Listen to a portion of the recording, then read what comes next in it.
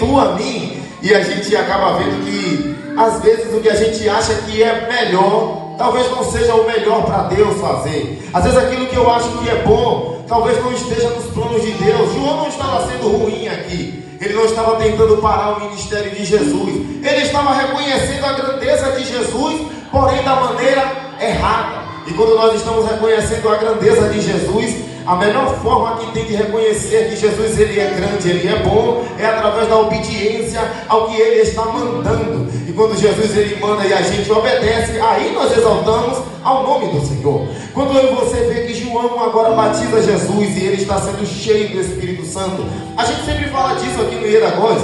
A Bíblia diz que ele é conduzido pelo Espírito ao deserto para ser tentado. Pronto.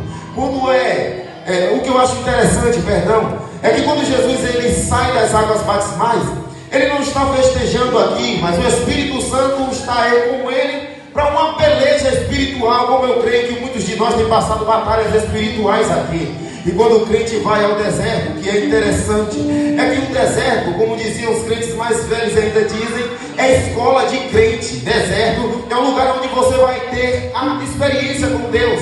Deus ele quer trabalhar em uma área na sua vida, e quando ele quer trabalhar em particular, ele te leva no deserto. Deus ele te prova e você começa a aprender que Deus ele está com você em todo momento durante a prova. O que é interessante é que quando ele chegou no deserto, não tinha mesa posta, não tinha amigos ao seu lado, no deserto não tinha uma boa palavra, no deserto não tinha a oração dos irmãos, no deserto não tinha intercessão de ninguém, no deserto não tinha ajuda de ninguém, era só Jesus e o Espírito Santo. O que é interessante é que no deserto, o que apareceu primeiro não foi o auxílio de ninguém, mas quem aparece primeiro no deserto é o diabo para tentar a Jesus. Então, quem vai para o deserto realmente, irmão, ele não vai para lá se encontrar com os amigos. No deserto os amigos não nos visitam, no deserto os amigos não estão prontos para nos ajudar, mas no deserto o diabo está pronto para mostrar aquilo que ele acha que é melhor para nós. O diabo vai ao deserto não para matar, mas ele começa fazendo propostas agradáveis, porque ele começa mostrando que ele tinha a intenção de que Jesus comesse ou ficasse bem alimentado. E tem hora que o diabo parece que está falando direito, mas é só para poder pegar a gente numa falha. É engano, é trabalho do inimigo, porque ele é o pai da mentira, e nada que vem dele tem verdade, porque ele desconhece a verdade. No deserto aparece o diabo, mas o diabo ele não prevalece no deserto, porque quem levou Jesus Cristo lá foi o Espírito Santo de Deus. Então, ainda que seja deserto e falte amigo, falte uma boa palavra, falte até a comida, mas o Espírito Santo não falta, ele está conosco no meio do deserto, pronto. E só ele pode vencer o diabo. E o que é mais interessante é que quando nós passamos disso, Jesus volta no deserto e ele começa a escolher os seus discípulos. E eu sempre digo isso quando eu vou falar a respeito daquela mulher que foi na casa dos fariseus, e na casa do fariseu ela adorou a Jesus. E eu lembro falo com isso com os irmãos, que na casa do fariseu Jesus não foi bem tratado, porque em casa de fariseu é assim. Na casa do fariseu Jesus não é bem tratado, na casa do fariseu Jesus não é bem recebido, na casa do fariseu Jesus é esquecido. Ele chama Jesus para casa e esquece Jesus lá dentro. Ele chama Jesus para casa, mas não trata Jesus bem. Ele leva Jesus para casa, mas ele trata como se Jesus não estivesse lá.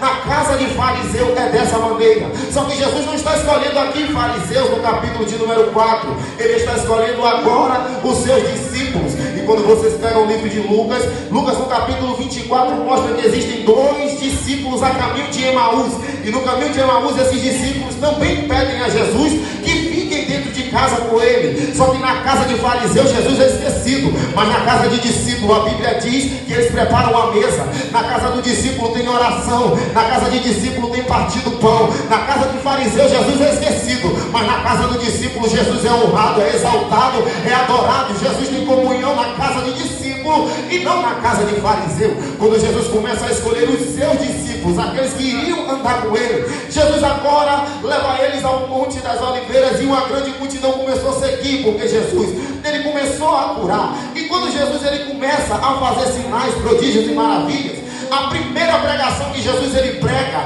não é o Porque a gente imagina a pregação que Jesus começa pregando, está no capítulo 4, verso de número 17. E desde então começou Jesus a pregar e a dizer: arrependei-vos, porque é chegado o reino dos céus. Jesus não falou aqui em comida, mas quem procura o reino do céu tem comida. Jesus não falou em bebida, mas quem procura o reino do céu também tem bebida. Jesus não falou em roupa nova, mas quem procura o reino dos céus tem roupa nova. Quem anda com Jesus, irmão, tem providência de tudo. Ainda que ele não abriu a boca para dizer que ia dar nada a ninguém, ele não deixou nenhum daqueles ficarem com fome, voltarem doentes. Ele não deixou nenhum daqueles voltarem sem ouvir uma palavra da parte de Deus. Ou seja, ele não prometeu que ia dar bens materiais a ninguém, mas reino do céu ele prometeu. Agora, se alguém que é poderoso, aleluia, para não prometer nada e dar tudo, agora imagine quando ele promete que vai dar. Nós temos certeza que o reino do céu é real, porque Jesus fez coisas que ele não disse que faria, e as coisas que ele garantiu que faria, nós temos certeza que ele fará, porque ele nunca voltou atrás com a sua palavra. Quando Jesus começa a pregar, a Bíblia diz que ele percorria todas as sinagogas, e lá nas sinagogas ele pregava o evangelho. Diz o texto, capítulo 4, verso 23, e percorria Jesus toda a Galileia, ensinando nas suas sinagogas e pregando o evangelho do reino, e curando o povo de todas as enfermidades e moléstias. Ele curava as pessoas. Era por isso que Jesus era ouvido, porque tinha sinais e prodígios. Quando a multidão soube que Jesus ele curava, eles começaram a ir até Jesus. E quando chega no monte, Jesus sobe no monte monte das Beatitudes, e lá em cima daquele monte ele começa a falar a respeito das bem-aventuranças. Ele prega primeiro o reino de Deus, e ele mostra como é que se